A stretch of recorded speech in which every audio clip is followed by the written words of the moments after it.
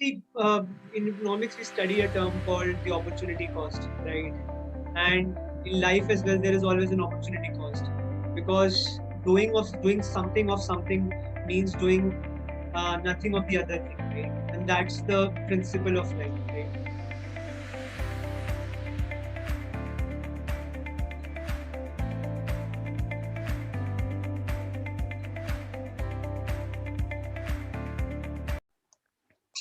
Greetings, ladies and gentlemen. Welcome to the ninth episode of Let's Talk Business. I am Akshat Gupta, the collaboration advisor of the Commerce Association, Shaheed Bhagat Singh College, and I have with me Pragya, the executive member of the Commerce Association, Shaheed Bhagat Singh College.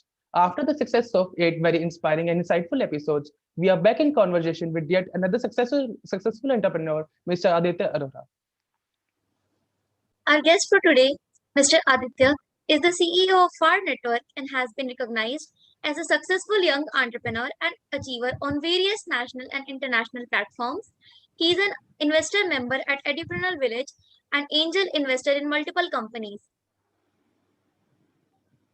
He has won many prestigious awards for his work, including Parliamentary Award, Duke of Edinburgh International Award, and a lot more. He is the youngest nominee of Padma Shree Award 2020. He also represented India among 180 plus country delegates across the world and worked on the Impact Challenge of Maybank, Malaysia's biggest bank. Okay, thank you so much, sir, for taking out time and to talk with us. So, starting with Q&A round, our first question is: what served as a motivation to become an entrepreneur, and how did FAAD Network help you in that journey? Thank you so much, guys, for having me here. It's always a pleasure to talk to students. All, all of us who are listening right now are taking care of themselves. So, entrepreneurship was not something that I planned to do right from my childhood, right? It was something which happened along the way. So, of course, when I was in school, I had an entrepreneurial bent of mind, wherein I tried a couple of ventures just inside school. But of course, that gave me a first push that okay, entrepreneurship is something which is different from what others are doing, right? It is something which is a unique, alternative way of looking at life. So again, when I went into college, I went into Shaheed this College of Business Studies, and I realized that although the college is called business studies, but there's not a lot of there's hardly anyone who's doing business. Everyone is focusing towards either MBA or focusing towards jobs or conventional, of course, options. So when, of course, FAAD came to hire interns from my college, and I saw that it's an early stage startup.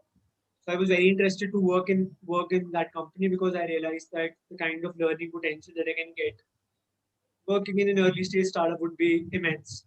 So yeah, of course, I was hired as an intern in FAAD, and there I started working. I started talking to people as to why do they do entrepreneurship, why do they look at entrepreneurship, why can't they go to conventional career options. And when I heard their story, I realized that they were in for passion, right? And I also figured out that I am also in for passion. It all related, it all added up. And yeah, I kept on working ahead with FAAD. I kept on, I think, going ahead, and I'm part of the entrepreneurship club now. That is a really inspiring journey, sir. So, how do you distinguish yourself from other entrepreneurs? I think every person has a unique personality, right? No two persons are the same, and that's the best part about being humans, right? We have our own flaws, we have our own imperfections, our own beauties, we have our own thought processes, and I think our differences unite us in a way. So uh, I'll not say I'm very different from other entrepreneurs, but yes, I do have my own style of thinking. I do have my own way of executing things. And in my current capacity, when I'm as an investor, I think it helps because I've been an entrepreneur before becoming an investor. So I realized that okay, when startups are looking to raise funds, then you have to be empathetic to entrepreneurs. You have to listen them out because it's not easy to become an entrepreneur. So I think it makes me more humble. It makes me more gentle at the end of the day, while at the same time upholding that whatever thought process I have or whatever style of looking things I have. I think the best part is that being the CEO of the company, I get to execute that in a real life scenario uh, and get the results for it. I think that's the most individual aspect that I have being an entrepreneur. That's a really amazing answer, sir. Sir, are there any missed opportunities that you wish to have leveraged? See, in economics, we study a term called the opportunity cost, right? And in life as well, there is always an opportunity cost because doing something of something means doing nothing of the other thing, right? And that's the principle of life, right? If I would have done a job, I would have said, okay, the missed opportunity is startup. If I would have done a startup, which I'm doing right now, I would say the missed opportunity is a job. If I would have done neither, I would have gone for masters. I would say the missed opportunity is maybe starting my own venture. So, see, opportunity cost is there, everything, and there are a couple of things that we miss. Even as investors, we don't invest in some companies which end up becoming very, very big. So there are always hits and misses. But I think that's what will happen in your life as well, right? When you constantly keep on doing. The best part I think about is to accept what is there in front of you and just make it count, right? Whatever is there in front of you. If you make that count, I think you will not have that feeling that okay, I should have done this, I should have done that. So make whatever it is in front of you actually count and uh, give it whatever you have inside you to make it happen. That is very motivating, sir. So, what are the three most important habits that you think one should incorporate to be successful in his or her field? See, I think three of the most important skills that anyone should have is the first skill is called passion, right? And passion is the root cause of everything. If you don't have passion, if you're not passionate enough to do whatever you're doing, even if you become successful in it, you'll not be happy, right? So be passionate towards what you're doing. Just don't do what you love. Uh, End up end up loving. Sorry, don't just love what you do. Do what you love. Actually, that's what it matters, right? If you end up doing what you love, you will eventually be successful at it. So that is, of course, one thing that find that passion, find that firepower within you to do that. The second thing, which most of our youngsters, with most of our youth lacks, is called dedication. Right? A lot of us are very excited on the first and second day of doing our things. But on the third day, we start receding away. We don't maintain that same level of consistency and discipline which is required to grow successfully. A lot of us think that that career is like a sprint, right? I do this thing for the next 2 months of my life very good, and I'll have a sorted career ahead. I think that's not what how life is. Career is actually a marathon in which you have to run every step, every kilometer very, very carefully, and you have to plan that journey. When to accelerate, when to slow down, when to just briskly walk, when to look at people behind you. So it's like a marathon. You plan everything, right? So that's what career is, and if you give it time, if you give it some level of dedication and routine daily, I think that's very, very important. That's the second skill you need to have in whatever field of life you are in. Routine, having a well-disciplined schedule is very, very important. And the third thing, which is important, is called accountability. A lot of us don't take the accountability for our action. Let's say we don't do assignments of a college. We said, "Oh, our teacher is so bad. He was just has given us today and then asked us to submit today itself. Has not even given us a day's time." Or let's say I'm playing my favorite video game and I get sad. And then I blame the electricity. Oh, damn, electricity it went out and I could not continue my game. So there are so many instances wherein we try and shift the burden and try and shift actually uh, the blame to someone else rather than taking it within ourselves. I think once we start taking accountability for ourselves, that okay, this is something that I'm making a note. This is why I am, let's say, procrastinating things in my life, right? Once I start doing this, I think you'll come out as a much better individual and you'll work on your mistakes. So three skills that I said: passion, dedication, and accountability. If you try and do that, it would be great. And yeah, all three of them subscribe PDA. So yeah, that's a very youth oriented term. So have that PDA in your life, which is passion, determination, and accountability. That's a really insightful answer, sir. So next question is, do you have any hobbies and do these extracurricular activities help your professional life? So see, the first thing is all of you think that extracurricular activities should help your professional life. But I think if you start doing that, then you are just becoming too much of a work savvy person, right? Wherein even you are doing extracurricular activities, okay, how will this happen, like help me in my professional life?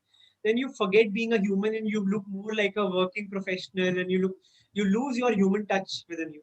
So firstly, an extracurricular activity is not meant to help your professional life. It's help you to de-stress. It helps you to calm. It helps you to realize, do something else, break out the routine and do something else, right? So for me, I think the two extracurricular activities that I have is one, of course, playing cricket. So yeah, I was, of course, coming into startups. I was the captain of the Delhi cricket team. So I could not continue that. So of course, I love playing cricket in that. So I'm a very art-oriented person in that form. I love meditation as well, side by side, which I would say not only helps in my professional life but my personal life as well, to have a much more calm balance. And I think the third thing that I love doing is comedy. In fact, I was a professional stand-up comedian before again I entered into the field of startups. So I've dabbled into every aspect of life. So yeah, I love doing stand-up comedy. In fact, I'm doing a show tonight at 9:30 as well. So yeah, three different aspects of life which I love doing. Yeah, which helps me to de-stress and just figure out that I'm a human at the end of the day and not just a worker. That is a great answer, sir. So, can you tell us an anecdote that always comes to your mind when you look back at your journey from where you stand today? Uh, so it's quite a journey, and there's been so many good instances, so many anecdotes which have come. But I think the first anecdote which it came was, and I of course started working interning in this company called FAAD, and I was telling it to my friends that I'm interning in this company called FAAD, and they were like, "ये क्या नाम है?" Right? ऐसे थोड़ा ना कुछ होता है. And I still remember their expression. I remember the expression of my family members too, and I remember the expression of everyone. And they were not very supportive initially. They were not very like sure that how would this work. And even I was not.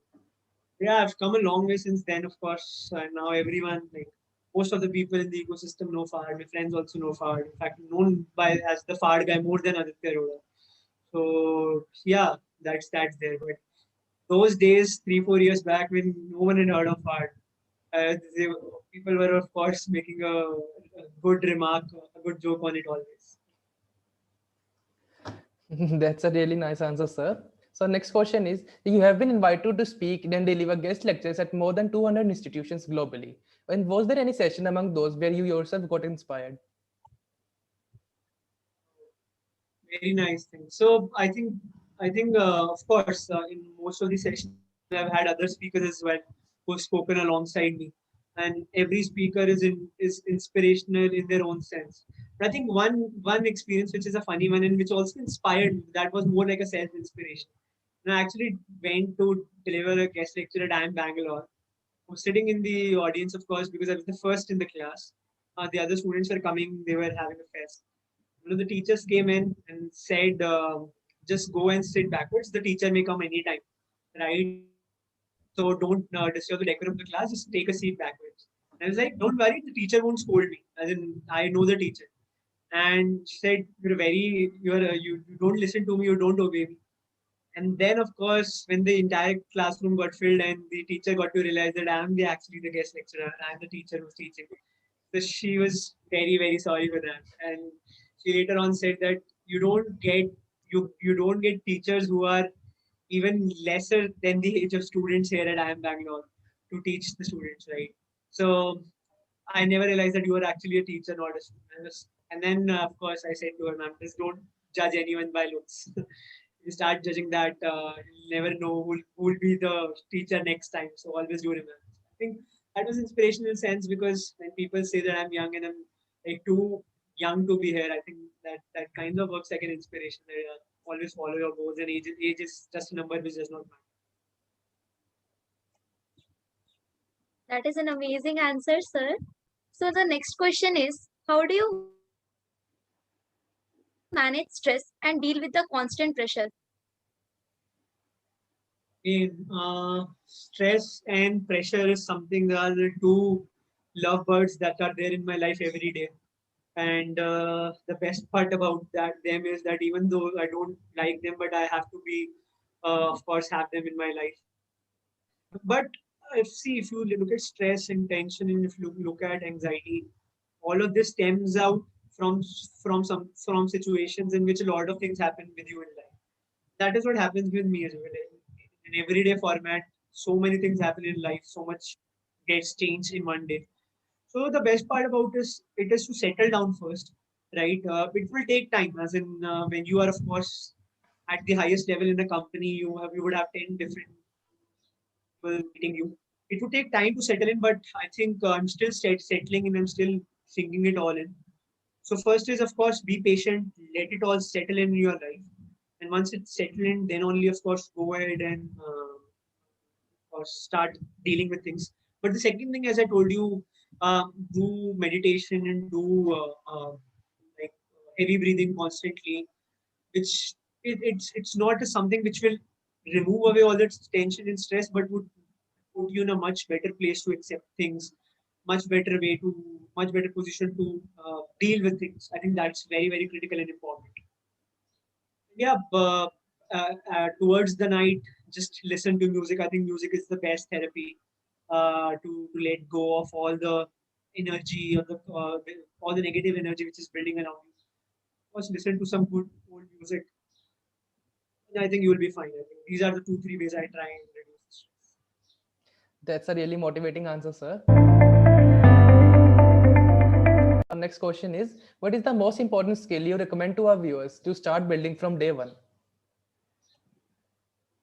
The most important skill that I want you to develop is a thing called vision.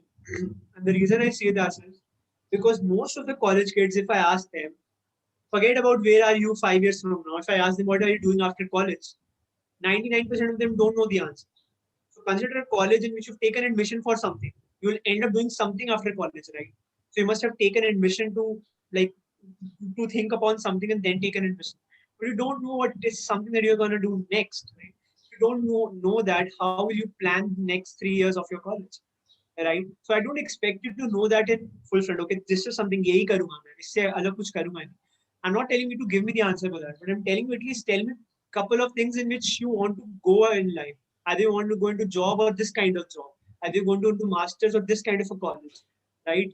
So that is why it's very important that you have the vision, right? You have the thought process that what's something that you're going to do. If I never thought that I would become, if I have never had the vision, I would become the entrepreneur, I would lead the company as CEO. If I did not have that big goals and that big vision, I would have never pushed myself in that direction. I would have not lived my college life like that, right? I lived my college life like that. I sacrificed a lot of things because I knew the vision that I was focusing towards, right? So if you have the vision, it becomes much more easy to become a college life rather than just कि जो सामने आएगा वो कर लो. If you start doing that, then you are just wasting your time in 20 different opportunities which don't even require that much time for you, which don't even interest you. So have that vision. Start building that from day one in college. That is an underrated skill, but the most highly appreciated skills. So that's what it is. That is so inspiring, sir. I'm sure our viewers will also agree and take this into account. Moving on to the last question, sir. Although there is no fixed definition of it, but what do you consider to be success for an entrepreneur? Uh, I think the there's so many parameters for success, right? You get featured on Forbes magazine, I think that's success for entrepreneur. You get an award, that is a success for someone. You get a social media post, good social media post, that is also an achievement for someone. You get lots amount of money, that is also a success for someone. I think success has so many definitions, but for me, the biggest success an entrepreneur has, or should have, or should strive to have, is when the product or the service with which customer is involved, with which the entrepreneur is involved in, is appreciated and accepted by the customer. The customer actually appreciates your product or service, puts a pat on your back. If the customer does that, I think that's the best form of reward that you should strive for, because nothing is valuable in the end of the day more than the customer for these business, right? Customer is always the king. So make sure that they are happy, they're satisfied, they love and they appreciate yourself. That is, I think, the best form of purest form of appreciation any entrepreneur can get here.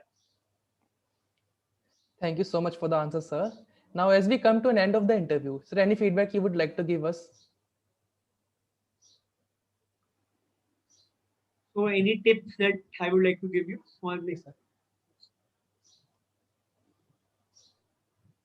Yep. What's the question? Yeah. So I was asking for any feedback you would like to give to us. Much feedback. Yes. So feedback, yes, great questions, guys, and loved your expressions as well. I think you were constantly smiling throughout. So I hope I was able to justify whatever you guys asked me. I was able to answer that. But yeah, all the best. Yeah, keep doing this. I think reach out to more entrepreneurs. A lot of entrepreneurs actually require this. You're doing a great job. And thank you so much to your entire society and college fraternity as well for having me. Thank you so much, sir. Now, thank you so much, sir, for taking out time from your schedule and sharing with us your journey and experience as an entrepreneur. I am pretty sure our viewers have a lot to learn from you, sir. Thank you, viewers, for watching this video. Stay tuned for our next episode.